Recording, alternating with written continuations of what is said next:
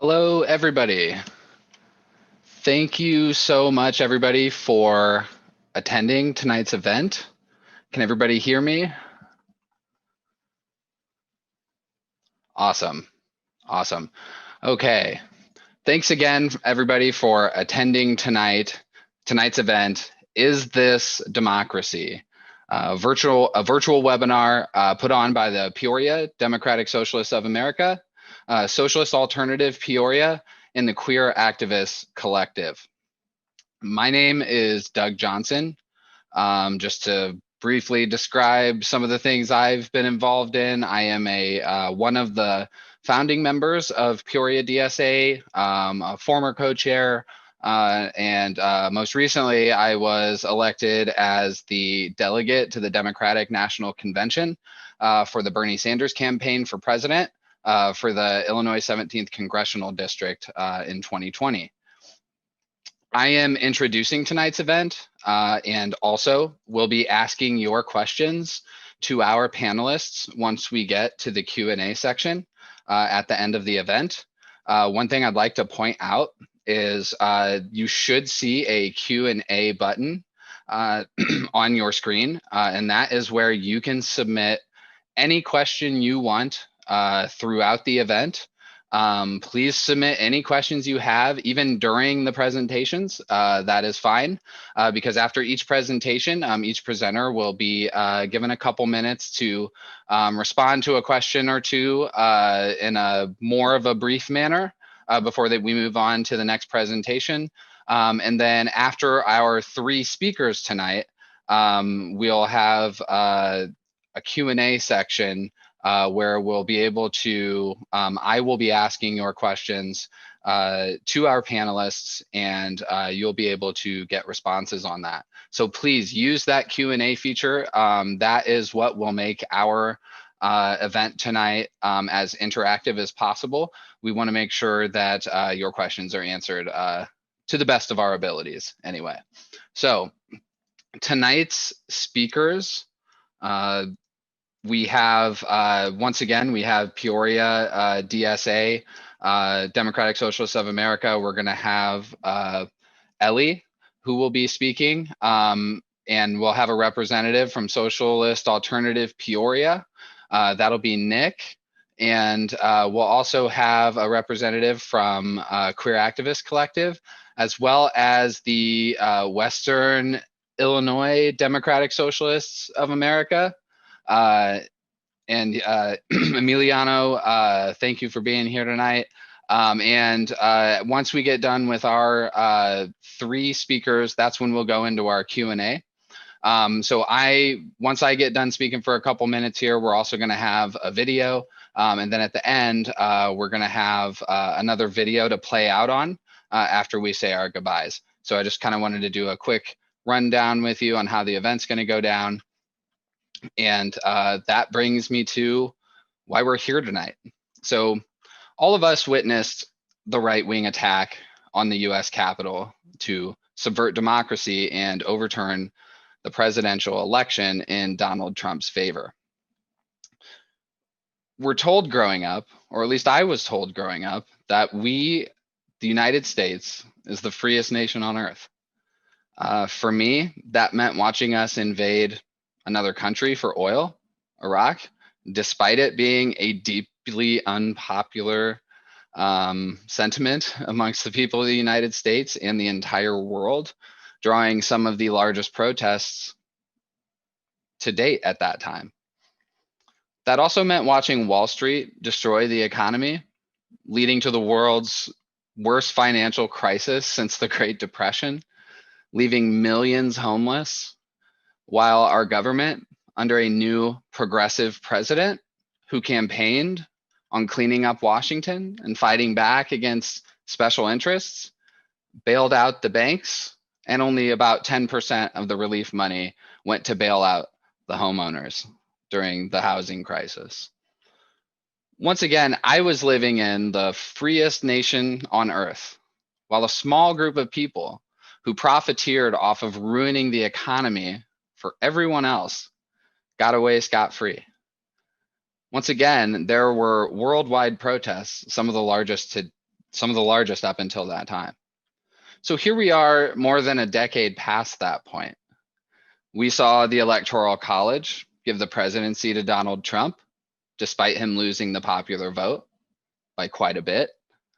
And without having to mention all of the damage and all of the chaos that has transpired since Donald Trump alone, it seems that democracy is an interesting word. Democracy, from what I was always told, was the right to wander into a voting booth every 2 years, check off a box over which politician you hated or disliked the least, and that's why we're the greatest country on earth. Over the last few years, I've come to a completely different kind of politics, a type of politics in which democracy really is at the core of. And that is socialism. I'm a socialist. I'm an anti-capitalist. And the reason why, to put it briefly, is capitalism really is authoritarian in its very nature. And for me, socialism is the cure for that, and that is democracy. And without going into a number of different points and arguments, I would like to, at this point, move us towards our first speaker tonight. Each speaker is talking about a different topic that's related to democracy, socialism, and or capitalism as we currently understand it. So I am going to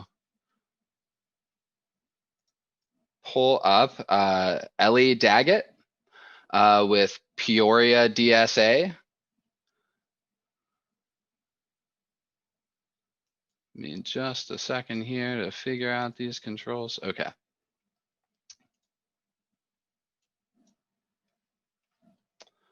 Go ahead, Ellie. Hi, I'm Ellie. I'm the co-chair of Peoria Democratic Socialists of America. And I'm just going to give a quick little speech here.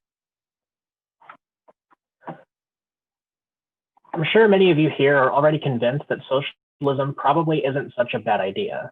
The discourse is full of references to countries like Canada, Denmark, and Sweden, famous for their robust social programs, worker protections and benefits, universal health care, and well-funded public services. Many of the conversations about Bernie Sanders' 2016 and 2020 presidential campaigns made references to such things, and were centered around the idea that doing such things in this, the richest and most powerful country in the world, is common sense and far from radical. There was a man openly and proudly identifying as a socialist running for president of the United States, and almost winning the Democratic nomination twice on that platform. Those policies have proven to be extremely popular, and in the countries in which they're the norm, the people tend to be happier, healthier, and wealthier on average. Those things are good. I'm sure most of us are in agreement that all people deserve education, healthcare, access to vital services, paid sick leave, family leave, vacation and maternity leave, and a living wage. And it would seem obvious that the richest and most powerful country in the world could easily pay for them with a simple change in priorities. We have some of these things. We need more of these things, and we absolutely should fight for them. But at the risk of sounding like I'm splitting hairs, that's not socialism. A social safety net is only a bandage, good for stopping the bleeding, but it does not address what caused the wound. Capitalism, the system we currently live under, coerces people to work for someone else's profit with the implied threat of destitution, homelessness, and death that may result from the refusal or inability to participate. This relationship between you, the workers, and those who own and control your workplace and define the terms of your labor, the capitalists, reduces it to a means to an end, something you have to do to stay safe, sheltered, and fed. Social programs are there so that it isn't necessarily the end of the world if you get fired or laid off, quit, can't find a new job, or can't find one that pays well enough to feed your family and pay the bills. But that relationship, that power imbalance between worker and capitalist remains. Workers are the foundation on which the jet-setting lifestyles of the wealthy and powerful are built. It's our labor that pays for their mansions, their yachts, their private jets, and their ability to lobby the government for fewer worker protections so they can become wealthier faster. With every day that passes with the capitalist class increasing its power over the working class, the foundation grows weaker. If something isn't done, the foundation will crumble, and society will come tumbling down when it does. We see the foundation growing weaker before our very eyes. Average wages are stagnating or even decreasing. Workers have less buying power for the same or greater labor than before. House buying jobs became rent-paying jobs, became living with family jobs. As a result, people are desperate and angry, but they're not always sure who to be angry at. Some members of the working class turn against other workers, blaming immigrants, minorities, women, LGBT people, or anyone poorer than them for the dire straits we all find ourselves in. All while those who are powerful enough to fix it right now if they wanted to either directly stoke the flames or call for some ill-defined unity, at best ignoring and at worst strengthening the systemic causes for inequality. While a strong social safety net and guaranteed access to basic necessities such as healthcare would help to fill in some of the cracks in that foundation, the stress that caused those cracks in the first place will still be there, and it will only continue to grow as long as we live under a system that funnels wealth and power up to a small handful of people at the top. Welfare is a necessary safety feature under capitalism, but as socialists, we would prefer a system built around maintaining the strength of the foundation first. Socialism is a total departure from the upward flow of wealth and power. Instead, it is built around empowering the working class, the whole working class, which forms the foundation. And by building the foundation stronger, a stronger society can be built on it. It's not simply filling in cracks to prevent it from crumbling under the weight of an inherently imbalanced system. It's a complete alternative to that system, built from the bottom up rather than from the top down. Socialism has to be built by the working class. Socialism has to be built by the working class because it is built around the idea that a society should be centered on the needs of all people being fulfilled, based on the ability of those living within it to fulfill those needs collectively. It isn't going to be handed down to us from on high by some kind-hearted politician with a magic wand. That just isn't going to happen because it would go against the ruling class interests of the ever-expanding accumulation of wealth and power by those who already have power. Even the existing social safety net had to be fought for by workers. It didn't just appear out of thin air at the whim of the powerful. It is only by coming together and exercising our collective strength that we could ever possibly build a fair society in which no one will have to work their hands to the bone for scraps. If you want to build that society, please join us and help us build the power of the working class. Help us build a movement of the masses coming together as one to demand an end to exploitation and to shift the burden of holding up society off of our shoulders. Thank you.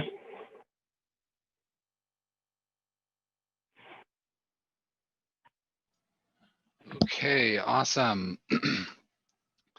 And thank you very much, Ellie, for that presentation. Does anybody have any quick questions they'd like to submit for Ellie to respond to? Was there anything that Ellie said that you would like to see a response to? And it's okay if you don't have any now. You can always submit it later and we'll be able to get back to it during the Q&A at the end. Okay, all right. So there are no questions at the moment. So that will, actually, a question just popped in. Ellie, would you like to respond to that? So my turning point that made me turn to socialism. Real quick, the question is, what was Ellie's turning point that made her turn to socialism? So it's hard to pick just one moment because it was a whole bunch of things. It started with, I somewhat followed Bernie Sanders' presidential campaign in 2016. I was picking up a lot of what he was putting down. Even though I was still pretty young at that time, I kind of had a sense that this whole capitalism thing wasn't necessarily all that great. From there, I started doing a little more research about, socialism, about what it really means. And I grew more and more sympathetic to it over time, especially as I saw, especially as the contradictions of capitalism became more clear to me over time. And by 2017 or 2018, I joined the DSA, and by then I was a committed socialist. All right, awesome. Thank you very much, Ellie. So we are going to move on to our next presenter from Socialist Alternative. We have Nick Schemmel, and Nick brought up the question, is democracy possible under capitalism? All right, thank you, Doug, and thank you, Ellie, for your great contribution. I appreciate the DSA for organizing this call. Big props to them. So, is democracy possible under capitalism? Since the events of the 6th and developments afterwards, we've heard a lot about this representing a break from the American democratic norms. And that's not incorrect necessarily, but at the same time, those that stormed Capitol Hill on the urgings of President Trump did so under the belief that these norms were violated already and they were restoring American democracy. So while they are indeed few and far between in the face of the total population, a poll from ABC News and Washington Post released on the 15th of this month nonetheless shows that over a third of the country's population doesn't have any faith in the electoral system. So amidst this din of saying democracy was violated on the 6th and those saying it was violated on November 3rd, we should ask ourselves, what is this democracy every side is fighting over? Well, the basics are clear. A candidate runs on a certain platform for a certain position and we vote for them over another and they implement their platform in the way they see fit. It doesn't quite square away so neatly with reality. I'm going to run down the conflictions on that, how we hear about politics, who implements our politics, and where do we end up, right? First, and this is applicable across all levels, but especially on the federal level, how do we hear about these candidates, right? The most accessible way we hear about these is private media run through corporate entities. And it's no secret that these have political orientations. After all, the two biggest ones that you really hear about in the news are CNN and Fox. And you'd be hard-pressed to find somebody who isn't aware that CNN has a bias towards the Democrats and Fox is biased towards the Republicans. And consequently, they represent candidates in a way favorable to that bias.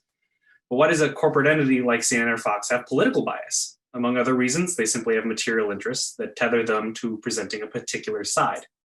Their reporting is their product, and consequently, they, by necessity, need to have and maintain a consumer base. And this extends far beyond what side to just show. CNN, for example, is owned by Turner Broadcasting, which is owned by Time Warner, which is owned by AT&T. If a politician ran on the platform to break up massive communication companies like AT&T, would you then trust AT&T to tell you fairly why that person wants to break up communication companies any more than you'd promise or that you'd trust a salesman who promises a car is top shape but won't let you see a mechanic? This might seem to be, small potatoes, but after all, we can all check multiple news sources, but to whom are these multiple news sources accountable? Smaller and much more open sources don't have the capital to disperse information, so even when checking multiple sources, we run the gamut of private interest deciding public news. Further, social media has become the source for many people to hear news, but these sites are also run for profit first. Much like his cabinet, Twitter aided and abetted Trump's platform up until the very moment it would hurt their profit margin to continue to host it. Now, that rightfully done or not, the decision is completely out of the hands of the people. It's not a matter of ideological positioning to say that this already does not give you the fairest footing in a democratic election. Before you even find out the candidates' platforms, there's an entire vetting process on how and how often you hear about them. That's simply from the reporting side. What about the resources these politicians have, like super PACs, private committees used for funneling massive amounts of cash into campaigns and other activities? They're in no way part of a true democracy where people's votes matter. You want to be able to afford large staffs, campaigns, constant travel. Aligning yourself to private interests with a slush fund is a surefire way to do that. Consequently, who gets the most ad time? Who ends up being able to fly to every corner of the country? Who can afford large staffs? Only in rare cases when a politician can garner massive support under the voter base does this play any different. And that's even when they run as cheaply as possible. If capital is what keeps a politician in the game, and capital is what tells you what's going on and why, and what's possible and what the fixes can be, et cetera, et cetera, et cetera, then the decision on who makes it to the voting booth is often out of the hands of the voter entirely. This isn't even touching on the accountability of elected officials, who get much more influence from lobbyists in their next campaign super PAC than the voter back home.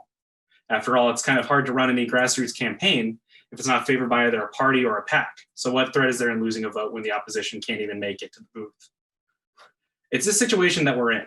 And while there's 1,000 other ways our democratic rights are snipped away at through privatization of infrastructure, services, agencies, purposeful underfunding of legitimate to legitimate cutting entire programs away, getting to the first step of the process has already cast serious doubt into if we can really call this fair democracy. Even when we can vote into office an elected official on the basis that they represent the majority of what we need, what changes need to be, and the public's interest, we can't even guarantee we can keep our officials. For example, Seattle Councilwoman and Socialist Alternative Party member Shama Sawant faces a recall campaign championed by private interests. These charges orientate around her support for BLM protests and her condemnation of police brutality, but they ultimately come from her challenge to corporate control of the city by companies like Amazon. A recall petition against Mayor Jenny Durkin, who supports private interests, were thrown out on the same hand by the same hand that approved the petition against Shama. If it succeeds, then it sets the stage that, yeah, we might be able to vote in our own interests, but if those interests conflict with big money, it's just a written check away from being thrown out.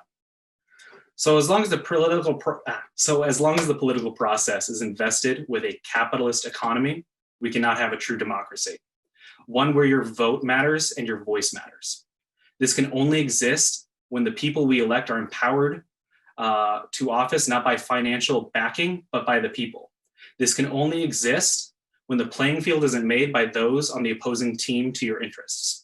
So let's say if you vote for Democrat, would you call it a fair election if the only candidates you could choose from were ones approved by the Republican Party?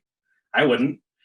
We need investment of the people in the process, removal of private interests as a ruling force, and the strengthening of member-led bottom-up organizations like unions to be a fighting force in our society.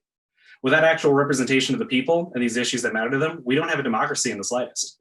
That's why organizations like our own, like Socialist Alternative, calls for not only the public ownership of these top 500 companies that have an outsized role in our lives, but also for the means that enable people to be invested. Like Doug had mentioned in his introduction, people need to be able to survive. We need free quality education without budget cuts, a living wage, and housing. When we have to fight for our right to exist, how can we even begin to fight for democracy?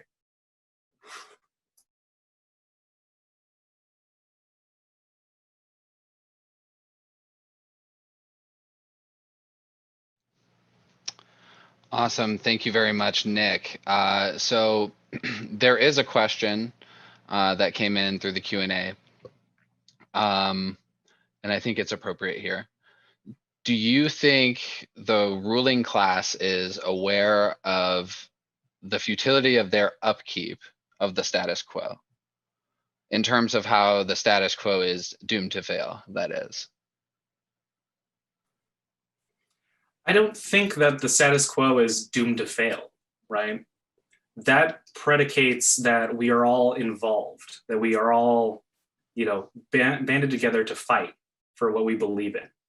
Without fighting for what we believe in, and without showing that, we can't be silenced, and that we, what we believe and what we want as a people matters, then that status quo continues.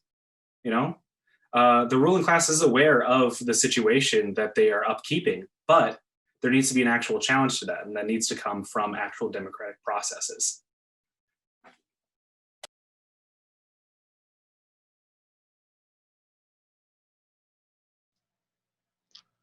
Okay, awesome. Thank you very much, Nick, for addressing that question. It's a really important question, right? I mean, if taken what our understanding of democracy is it possible under the conditions we're currently in? Okay, so that takes us to our next presenter, and we are going to now move to Emiliano. And Emiliano took on would like to talk about how the pandemic has exacerbated the contradictions of capitalism and how we can fight that as socialists. Thanks so much. My name is Emiliano, and I am going to be representing the Queer Activist Collective, and then I'm also co-founder of the Western Illinois DSA, as well as several other groups that I participate in. So to frame the current crisis, capitalism is in a stage of crisis even before the pandemic. And we can look at this as a moral crisis, as a political crisis, and as an economic crisis. So as a moral crisis, there's over 40 million people in poverty in the United States, including several million who live on less than $2 a day in cash income. And there's 100 million more in what's termed near poverty, which means they don't have the expenses to cover an immediate emergency of $400. So basically, you're one $400 emergency away from being poor or being in poverty. So that's nearly half the population of the United States. Over half the children in the country are low income. 2/3 in rural schools qualified for free and reduced lunches. In Black and brown neighborhoods, in urban schools, that can be upwards of 90%. And 30 million people without healthcare in the richest country on earth, which is something that the Bernie campaign really, really highlighted. And healthcare costs are the number one cause of bankruptcies in the country, even before the pandemic. Worldwide, the apparently large reductions in overall poverty mask two main facts. First, that the measuring stick for poverty rates were arbitrarily moved in the early 2000s in a way that magically lifted several tens of millions of people out of poverty without actually doing anything other than moving a number around. And then almost all of the poverty reduction in the past 30 years has been in East Asia, specifically China, Vietnam, and Laos, countries that are still nominally communist. And that will be a discussion for another day to talk about how communist they are. But countries that claim to be communist have been responsible for almost every person lived out of poverty in the last 30 years. Or in countries that in Latin America, when they had leftist governments, whether it be Bolivia, Brazil, Argentina, or Venezuela. Poverty in the rest of the world, in South Asia, the former Soviet Union, Africa, and conservative countries in Latin America has been increasing. And in terms of a political crisis, we have seen not just the rise of the far-right authoritarians in the United States, but across the world. In Latin America's coup government supported by the United States, even under the Obama administration, overthrew democratically elected socialist governments.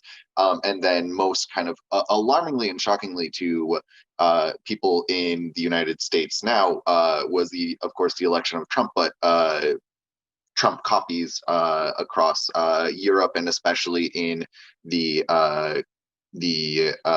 so-called liberated countries of the former Soviet Union, where right-wing nationalist near dictatorships have taken over in Poland, Hungary, and across Eastern Europe and Central Asia. The war and political instability that has become a basic fact of life under the American global police state.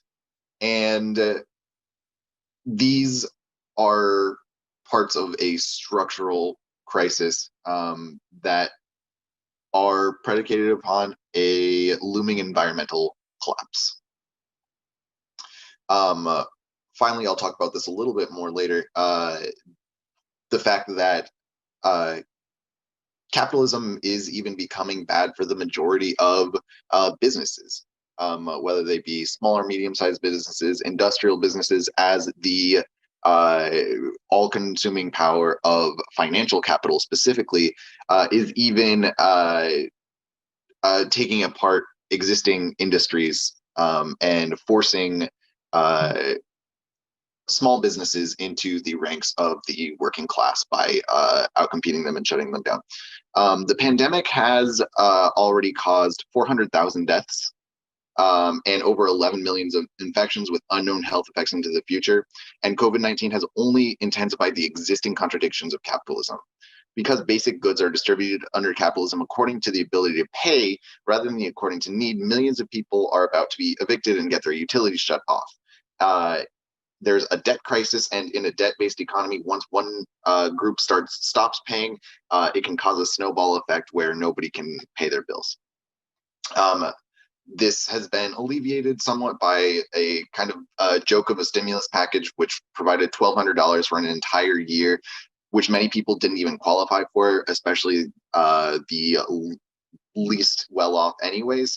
Poor people who didn't file their taxes because they didn't make enough or were dependents, homemakers who are overwhelmingly women and femme people, or immigrants without documentation. 2/3 of the first package went to businesses or the military, and among these businesses, about 80 or 90% went to the wealthiest. And over in the state level in Illinois, after June, there have only been voluntary utility shutoffs, which were only won through tremendous grassroots efforts.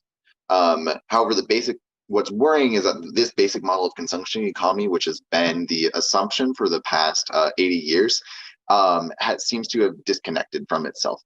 So even though 2/3 of people reported losing a job or wages in their household and have had serious financial problems, and almost half have had serious problems paying credit card debt, and working people and small and even medium-sized capitalists have lost billions of dollars in wealth.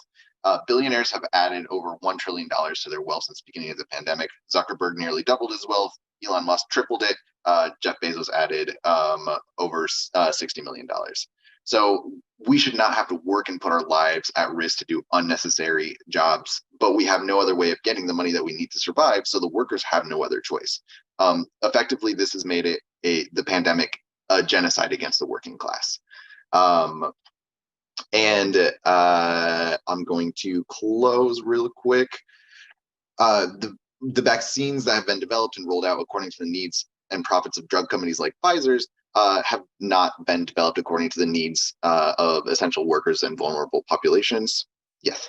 And some immediate things that we can demand as socialists. So the immediate cease to evictions, utilities connections, and cancellations of rent and mortgages, the immediate introduction of universal basic income and universal healthcare, the distribution of basic necessities like food, water, utilities, education and internet, medicine, and healthcare according to need rather than ability to pay, and the public ownership of means of production, especially now the productions of vaccines.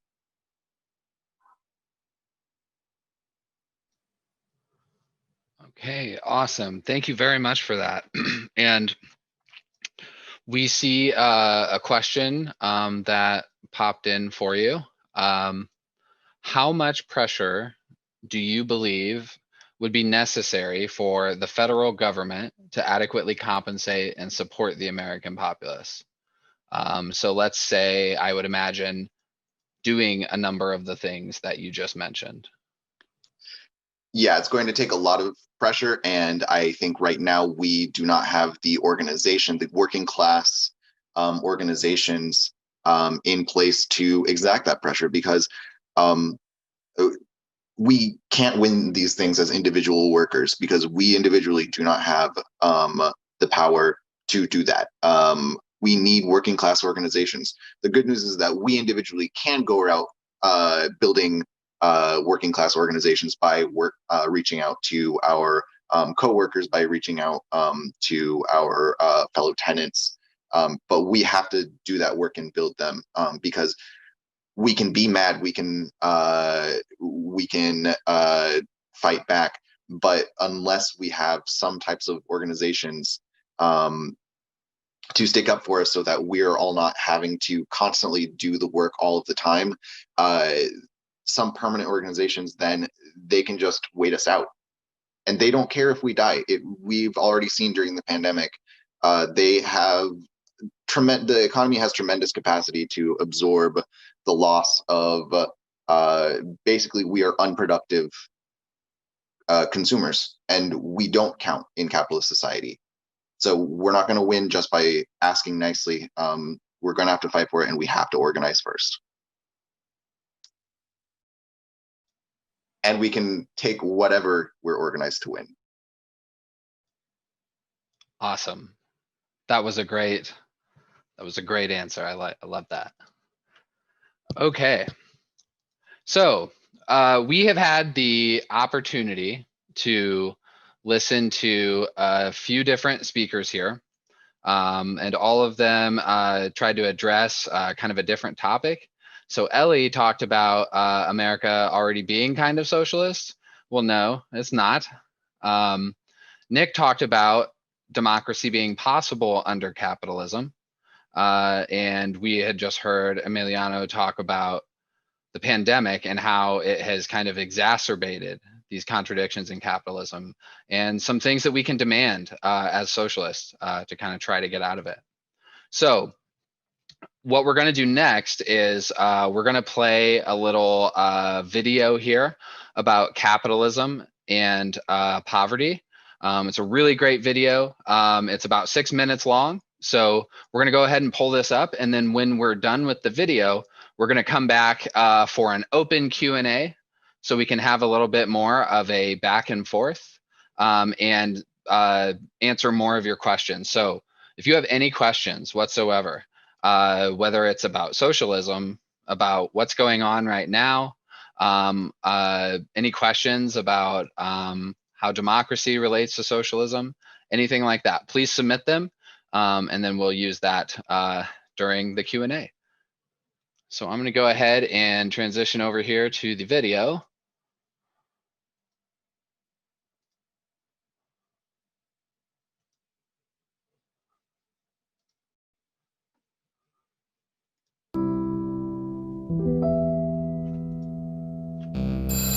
Here's something you hear a lot. Say what you will about capitalism, you can't deny it's lifted people out of poverty. I hear that all the time, especially when I'm talking about rising inequality and the vanishing middle class. The rates of extreme poverty, we are told, have plummeted under global capitalism. We are told that global capitalism has cut poverty by as much as 80 or 90%. This reminds me of my mother. Whenever I ranted about how bad the situation was today, she would tell me how much worse it had been before. Be grateful for the improvements, Richard, she would say. I wasn't convinced then, and I'm not now. These champions of capitalism are slick, I'll give them that, but here's why they're wrong. Their clever math comes from how they define poverty. According to the World Bank, anyone making under $1.90 a day is considered poor. Everyone else is okay. But that number isn't actually based on the living costs of any actual person. It's totally arbitrary. Could you live on $1.90 a day? The United Nations doesn't think so. They say everyone would need at least 4 times that, $7.40 a day, to get the absolute minimum for, quote, basic nutrition and normal human life expectancy, end quote. Using this more realistic number, the number of people in poverty has actually increased over the last 4 decades to a whopping 4.2 billion. Poverty has gone up, not down.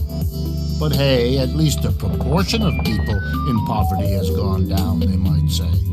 But what's actually the reason for that? Was it really capitalism that was our knight in shining armor? As a matter of fact, almost all of that reduction in poverty has been in one country, China, not in the countries where American-style capitalism was exported. China accomplished this with massive government industrial spending and social programs that it calls socialist. With a few exceptions, the rest of the world has seen very little progress in reducing poverty. If you exclude China, then not only has the number of people in poverty increased, but the proportion of people in poverty hasn't fared much better, ticking down a measly 5.4% over 40 years. At that rate, experts project it would take more than 200 years to come close to eliminating poverty. And that's only if there are never any recessions and the global economy manages to reach 173 times its current size. No one expects either of those things to happen. Already, the crisis caused by the coronavirus pandemic has made years' worth of poverty reduction worthless. 100 million people have fallen right back into extreme poverty. But the problem isn't the viruses. Viruses come and go. The real problem is the system, a system that implodes every 4 to 7 years, pushing more and more people into deep poverty, and which has absolutely no protections for ordinary people when it collapses. Even the defenders of the system have started to admit just how flawed it is. The World Bank itself now says that reducing inequality by just 1% a year would lift more people out of poverty than increasing economic growth by 1% above current forecasts. That's not to say some things haven't gotten better, but where they are, it's because of ambitious government programs. That's why Cuba, an avowedly socialist country under a decades-long embargo, has a lower rate of infant mortality, a higher life expectancy, and a higher rate of literacy than the much wealthier United States. And that's also why the countries with the lowest poverty are places like Denmark and Finland. It's no mystery. No advanced economy has ever achieved low poverty rates without high levels of government social spending. And the fact is, capitalists have always fought against those policies, against progressive taxation, against minimum wages, against social welfare programs, against union bargaining. Poverty has been reduced not by capitalism, but in spite of and against capitalists' opposition. So it's not just that capitalism doesn't fix poverty. It plunges more and more people into desperation so that the system can survive. The rising number of people in poverty can attest to that. And despite what the inaccurate statistics might suggest, as long as we have a system designed around profit, that won't change. This is Richard Wolff, Professor of Economics at the New School University for the Gravel Institute.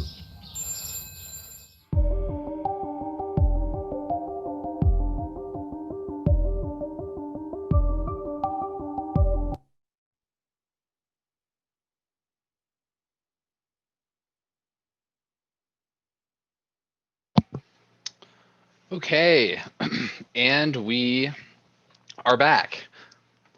Fun little video there. That one got me. All right, so that brings us to the next section of our event tonight, which is our panel / Q&A. So let us go here to the questions. And we'll go ahead and if you want to answer this one, go ahead and just speak up, but I'm going to ask the question. So what would be some of the first steps besides mass mobilization to achieving this goal?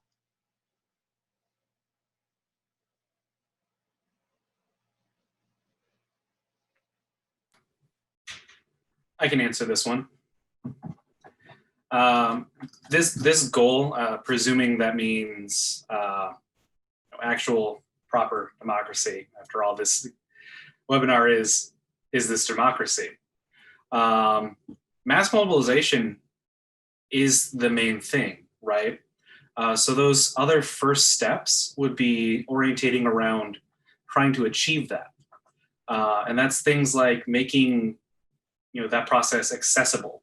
Like I said in my lead off, It's hard to ever, be invested in politics when you're just fighting for your right to exist. So making sure that people have access to, when voting, we all hear these horror stories about mile-long lines just to the one voting booth in the county, or not being able to vote because you're on third shift or you work too many jobs. I mean, how are you supposed to be involved if you're working 3 jobs just to make ends meet? And that's not even for, a large family, a lot of cases. So that's things like a minimum wage. That's things like rent control, stop people from being gouged.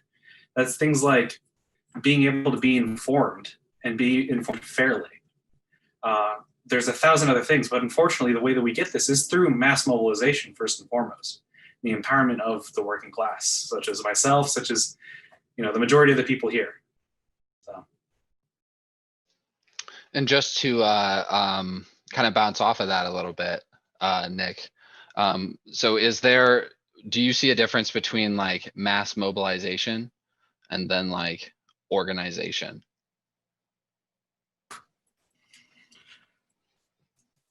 I think they are hand in hand, right? You need to have organization of people who are more directly involved. Of course, I don't think they should play, this leading role. I'm not going to make the case that we need some sort of, intermediary for democracy. That again wouldn't be democracy, right? But organizing to get to that point is an essential part of making sure that we have the structure to enable these people. And the vital process of that is what we're doing here, what the DSA does, what SA does, what QAC does, is making sure that there's a structure in which these voices can be heard through in lieu of any other one that's missing.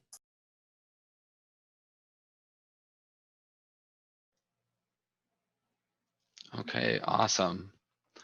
Okay, let's see. Here we go to the next question. What is the difference between socialism and communism? Here's a good one.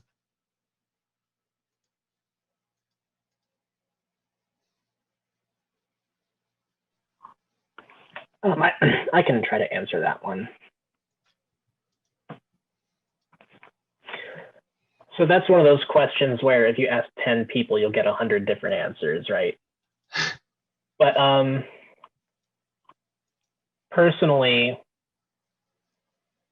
communism, at least as defined by Karl Marx, which is the definition that I'm going to be going with, is a stateless, classless, moneyless society.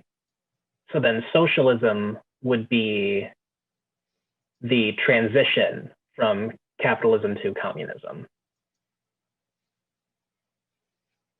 Got it. So communism's more of kind of like the peak of our idealism, the goal that we like, or not we in particular, because people identify in different ways, but of communists. I'm a communist, so that's why I say we. So the goal of that is the goal of communists, but then that socialism is the vehicle to achieving that goal. Yeah. Okay. So it can be a little hard to distinguish, right? Like when someone says they're a socialist, is that different from someone who says they're a communist? How does that work? And yeah, that's the thing. Ask 10 people, get 100 different answers, right? I mean, some people identifying as socialists might really be communists, and maybe they don't even know it. They want this end goal of a stateless, classless, moneyless society. But then there might be other people who just want, for example, social democracy, such as they have in like the Nordic countries, Norway, Sweden, Denmark. And I mean, I would say that person isn't really a socialist. They just want capitalism to have airbags. Sure. But, sure. Okay. Awesome. Let's see. Next question. How does Peoria DSA or Queer Activist Collective or Socialist Alternative build democracy into its organizing?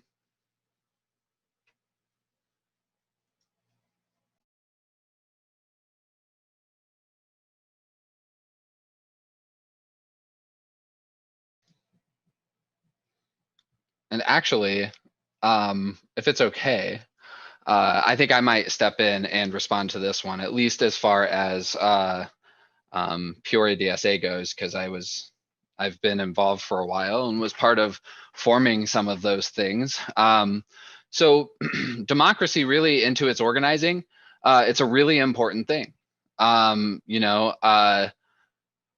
can we go about achieving a democratic society if we are not producing democracy in the institutions that we believe are the vehicles for achieving democracy, right? So we have to practice those from the very, very, very beginning. And at least as far as DSA goes, we have, and we focus very much on democratic processes for decision making. And without going into the weeds on like the very specifics of that, we take that very seriously. If you come to a DSA regular meeting sometimes, and like let's say it's your first meeting, it could be a little confusing at first because you might first see kind of how slow things go when it comes to making a decision sometimes. Other times it's very quick, but you may also see that there's this like kind of focus on like what the procedures are, because we believe in a set of fair rules for decision making, right? And that means in our meetings, having a systemic system of decision making that does not allow any one person to dominate the meeting or to dominate the decision making or anything like that. So and you can get into a lot of different systems for decision making and the pros and cons of them, and would love to have that debate with you sometime. But it is very important to us that our membership has democratic rights in our organization, and that every member knows about those democratic rights, and those are in our bylaws, which are available. And the nice thing about these rights is you can use them to change them. So everything ends up typically always going back to a chapter vote on decision making. And there's all kinds of different ways to accomplish this or that, depending on if there's a meeting coming up or not. So yeah, I mean, it's really important that we do build that into our organizing. And the idea is that when a member participates in a meeting and participates in that decision making, that they see that their participation was worth something, that it was meaningful, that it's not just jumping onto a Zoom meeting of the many types of Zoom meetings we're all used to having by now, right? And it's just like 2 or 3 people like kind of dominating and arguing back and forth while everybody watches, right? And these are hard things to do because it's uncomfortable. Having any kind of control or fair rules in the decisions that we make on our day-to-day typically doesn't exist. When we wake up in the morning, we know what we're supposed to wear, and that was determined by our employer. We know when we wake up in the morning how much free time we're going to have that day. And we know that that was determined by our employer. We know that our healthcare options were determined by our employer. We know what we can say on social media is determined by our employers. Our other job opportunity. Anyway, I can go on forever. So it's really uncomfortable having practicing democracy, but it's something that we're really going to have to focus on every single step of the way, built from the bottom all the way to the top, if we have any hope to accomplishing these goals.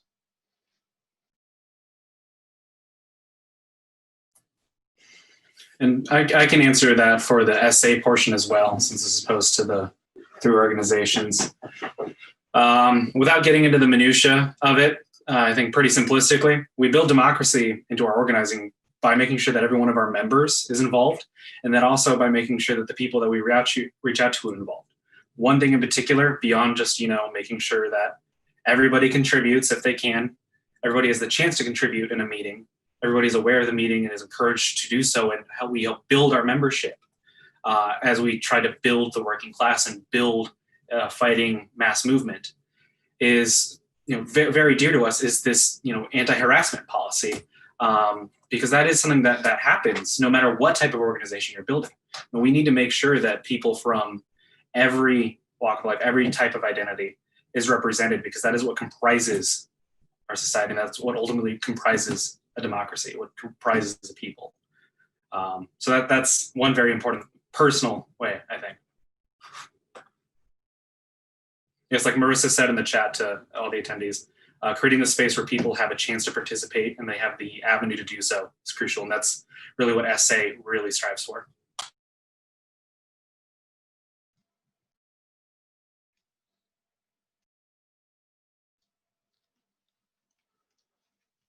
All right. Well, let's that's a pretty good discussion on that topic. Let's move on to the next question.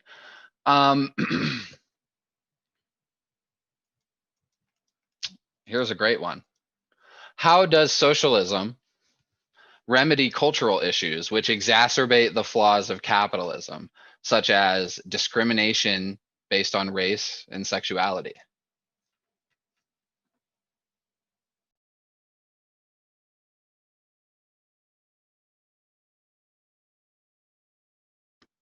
I'd like to take that one. So for another call that I'm dual screening on, actually, we were just reading a passage from one of Che Guevara's books about how humans, we grow slowly, and we don't always necessarily develop with the material conditions around us. Marxists consider the society to develop based on the relationships, the economic relationships in society, and from those come kind of the cultural relationships. But we don't,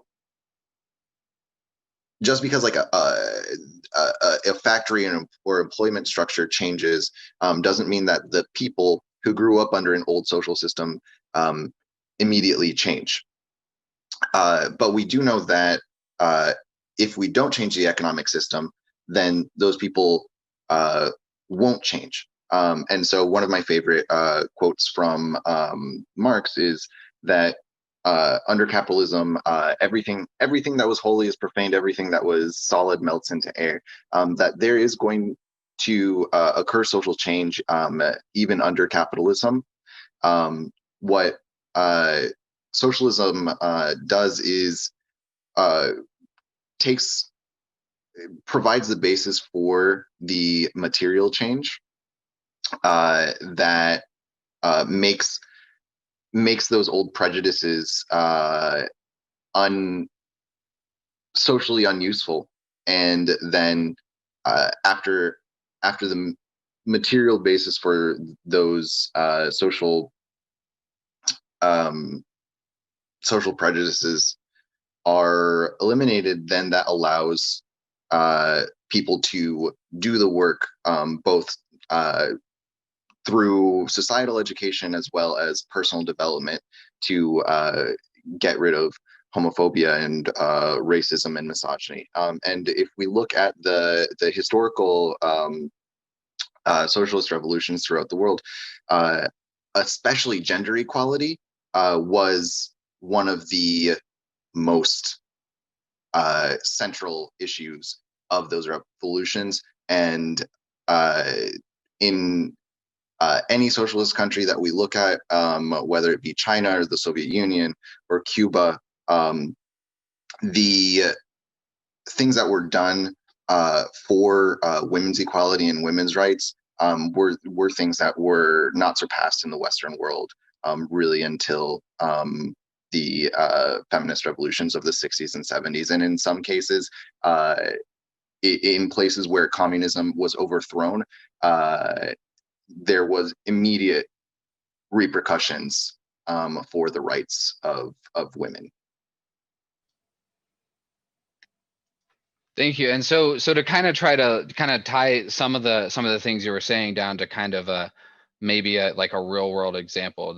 Tell me if this makes sense to you. So, for instance, like the nativist calls against immigration that we see from like Donald Trump and a lot of these like white supremacist groups and things like that.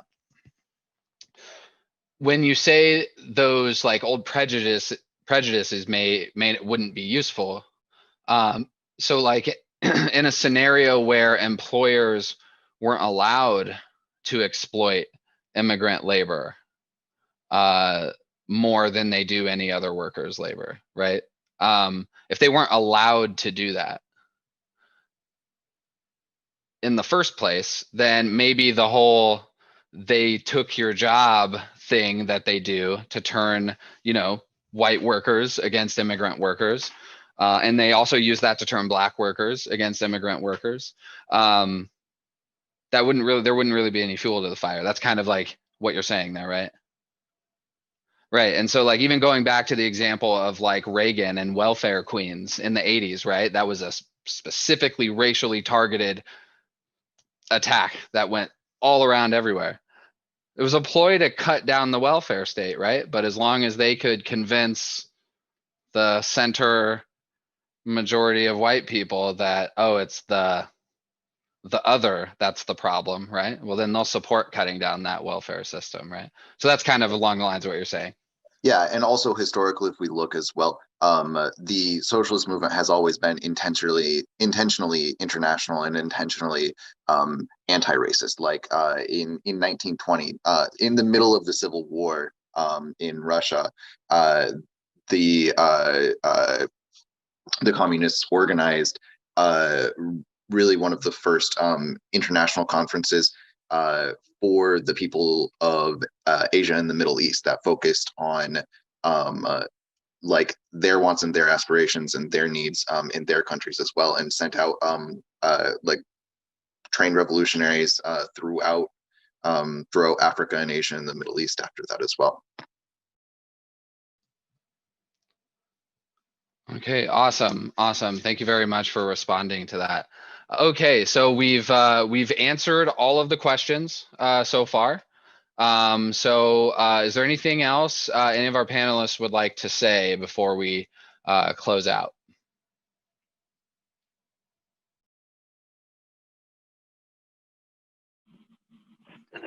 If by chance any of you have been swayed to socialism, please join an org. Cannot reiterate that enough. And I do want to say thank you to all the panelists for your great contributions, and reiterate thank you to the DSA for hosting this event. And capitalism is not inevitable, and the horrors that we see every day because of it are not inevitable. As Ursula Le Guin said, the divine right of kings at one point seemed like it was just the natural order of things, and just like right now capitalism seems like it is the natural order of things. It's not, and it doesn't have to be. There was a time before capitalism and there will be a time after capitalism, but we have to organize and we have to fight for it. Awesome. And Ellie, if people were interested in Peoria DSA, where can they reach out? You can check out our website, peoriadsa.org. There are links to join there. Or you can send us an email at peoriadsa@gmail.com. And Nick, if people wanted to reach out to Socialist Alternative, Peoria? Yeah, so for Peoria, if you want to see what we're doing, you can go to our Facebook page or Instagram for Socialist Alternative-Peoria. And if you're thinking about joining or you want to learn more about Socialist Alternative, just go to socialistalternative.com and go to the Contact Join Us page, and you'll be in touch. We also have an event this Saturday at 6 p.m. to build a mass movement to stop the far right, if you're interested in seeing one of our events. So I'll post the link to that in the chat. And Emiliano, for Queer Activist Collective? Yeah, you can look up Queer Activist Collective on Instagram or Facebook. You can search at QAC_IL. I can, if we are on for a little bit more, find the link and post it in the chat as well. Yeah, and Queer Activist Collective is more of a network of activists, and yeah, we can plug you in with us or plug you in with other activists and socialist organizations, and anarchists too. Gotta love the anarchists. Yes, solidarity. Awesome. Well, thank you very much for that. And yeah, we will be on for a few more minutes here. So what we're going to do, we're going to say goodbye here. And then after that, we're going to play out on a video. So that video will be a video about Martin Luther King Jr. We thought it would be obviously a good time to play out on that. And before we do that, I'd like to thank everybody once again for coming to our event here tonight, giving us the opportunity to answer your questions, giving us the opportunity to talk about democracy, socialism a little bit. You know, I think we all could talk for a very long time about these topics. So please reach out to any of those organizations. And let's see, another shout out we got to do. And I can't forget this. So also reach out to Peoria Mutual Aid. If you have any, if you are in support of working class people taking care of each other and not having to rely on the state or the government that won't address our needs right now, well, that is great, because there is a group of people that are doing good things for people, and you could help them out a little bit. So definitely check out Peoria Mutual Aid. There will be some links to that in the chat as well. And yeah, once again, thanks everybody for coming. We're gonna play out on this video, so feel free to stay and watch this video. Once it's finished, we'll be closing down the meeting.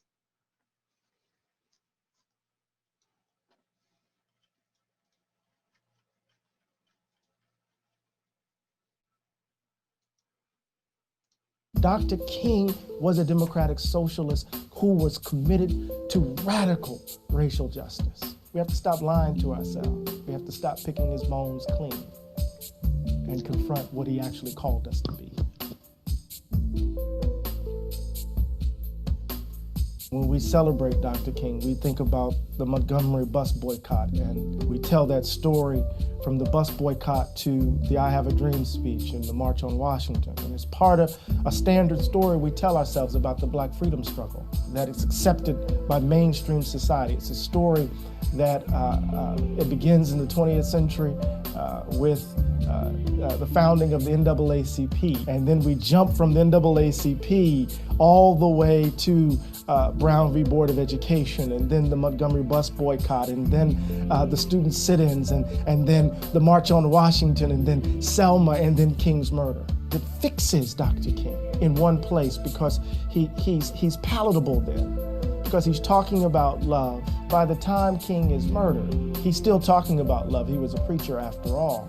But he's speaking to the three evils: the peril of militarism, the effects of capitalism, and of course, the ongoing sin of racism. Dr. King was also engaged in a radical politics because he understood that radical change was necessary if the country was actually going to be saved. There's this sense in which Dr. King has always invoked the Dr. King of 1963, the Dr. King of 62, 61, the Dr. King of the Montgomery bus boycott, in order to constrain the scope and extent of our politics. But when we talk about Dr. King of 68, when he's talking about a fundamental reordering of our economic reality, when he's thinking about and trying to organize a poor people's campaign, where he's going to bring poor people from around the country, black people, brown people, white people from around the country, to build a tent city in Washington, D.C., to bring to the fore the situation, the circumstance of poor people around the country.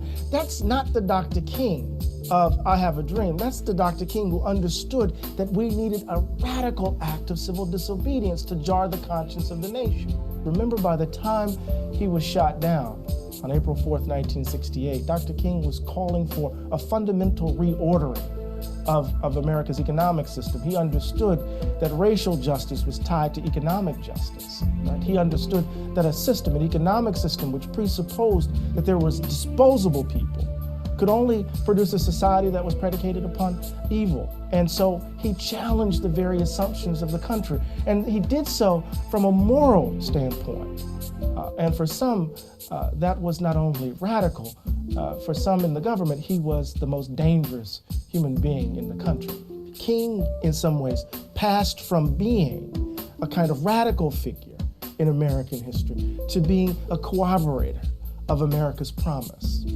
King became not the figure who challenged us to live up to the principles of the revolution. King became an affirmer of those principles, a kind of voice that in some ways celebrated the greatness of America. So he crossed over and became, in the symbology of the country, a figure consistent with Washington and Jefferson and the like. His voice, in other words, was co-opted as a part of a story of American exceptionalism, an affirmation of the greatness of America as opposed to a critical voice speaking to the contradictions at the heart of the country. Dr. King would not be satisfied with the moderates of today. Dr. King would be highly critical of folk who are satisfied with the current order of things, or folk who are willing to bite their tongue in the face of the nastiness and ugliness of a person like Donald Trump. I think if Dr. King were to be here in this moment, he would see a continuation of the forces that he confronted in the last days of his life.